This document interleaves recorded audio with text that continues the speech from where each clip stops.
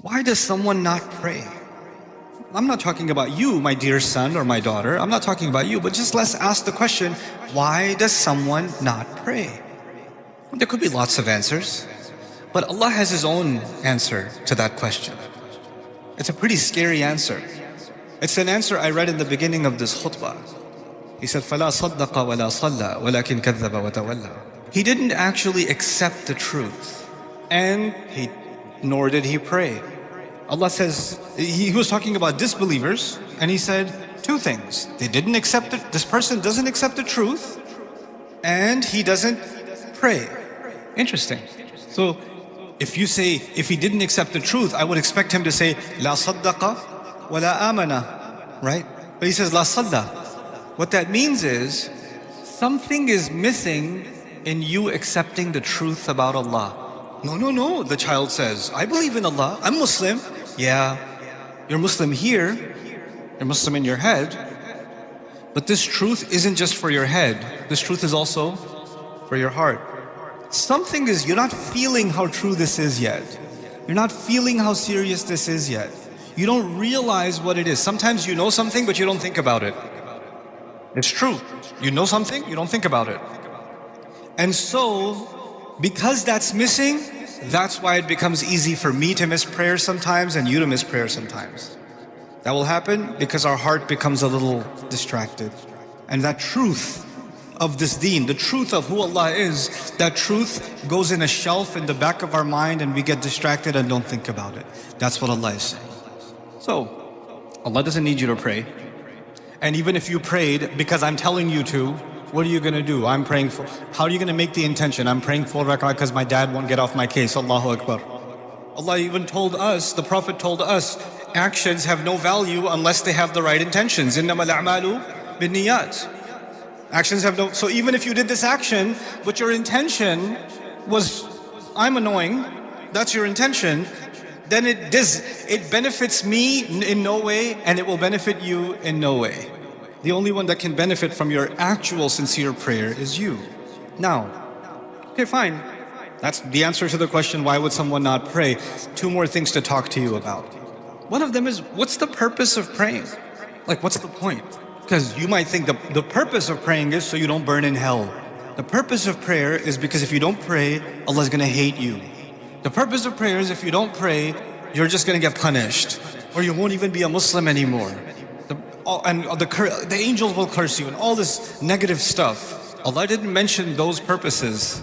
The purpose of prayer is not to get away from something negative. The purpose of prayer is to run towards something positive.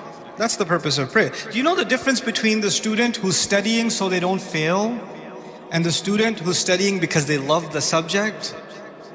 One student is studying because of something positive. The other student is studying because they're trying to escape something negative. An employee who loves their work and an employee who just doesn't want to get fired. They're doing the same exact job, but one of them is so happy, so filled with joy, and one of them is so depressed and so miserable.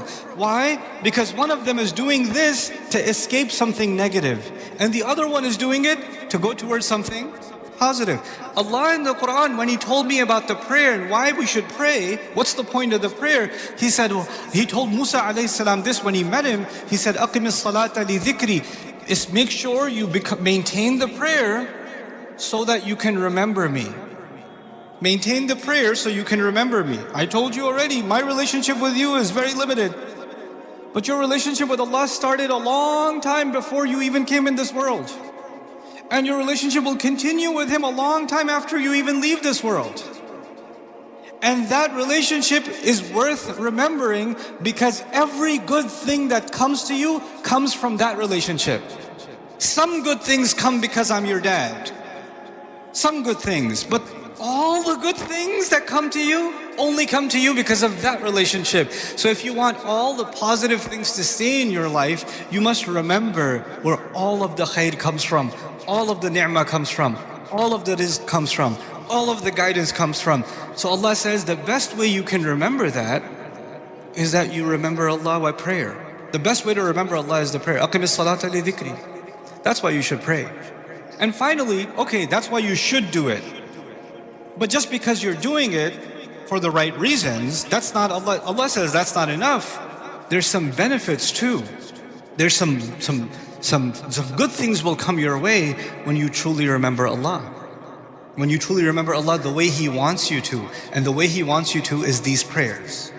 If you can do this, Allah says, Inna salata tanha anil fahsha'i wal munkar. And even in this ayah, wala dhikrullahi akbar, He says prayer has the benefit of stopping you from falling into things that are indecent.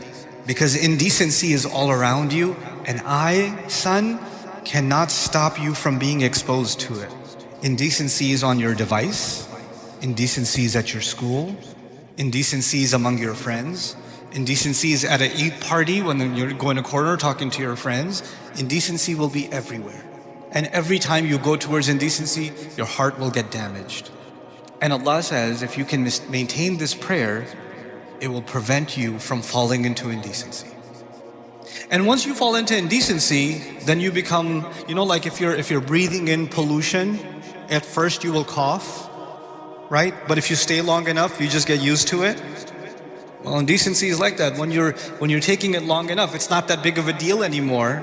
You don't feel like protecting yourself from it anymore because your immune system has gotten corrupt, right? And then you're ready for even more toxic behavior, even worse things, wal munkar, even worse things that you can do. And this prayer will stop you from going down a negative path in your life. That's why you should pray. Now, these are the reasons you should pray, not because I'm telling you to pray. At the end of this whole journey, the decision is entirely yours. Because Allah might take me tomorrow. Allah might take me a year from now. And that relationship you and I have, even if we lived 100 years, we can't live longer than that. There's a time where this is gonna end. But that relationship, if you really wanna respect and honor that relationship, pray. That would be my advice to you. So this is just a small reminder and I'll come back to the parents now, a small reminder for myself and for all of us parents, that the children we've been given to us so we can control them. The more we try to control them, the more frustrated we become anyway.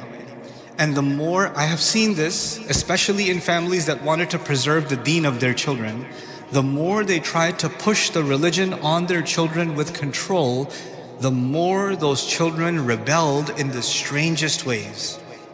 In the strangest ways. Because the thing that Allah wants to give, the opportunity you have with your children is not to make them surrender to your instructions. The opportunity you have with them is to make them think about things that only you can make them think about. Make them love things only you can make them love. Your kid loves basketball because he sees you play basketball. He loves the PlayStation because he sees dad play the PlayStation. You can put a love in your child because of how you are. You can do that. And when you tell your kid, do your homework, your kid is not going to be 40 years old and say, I love homework. But your kid could be 40 years old and say, I love basketball. My dad used to play all the time, loved it. What you love gets transferred over. What you instruct gets rejected.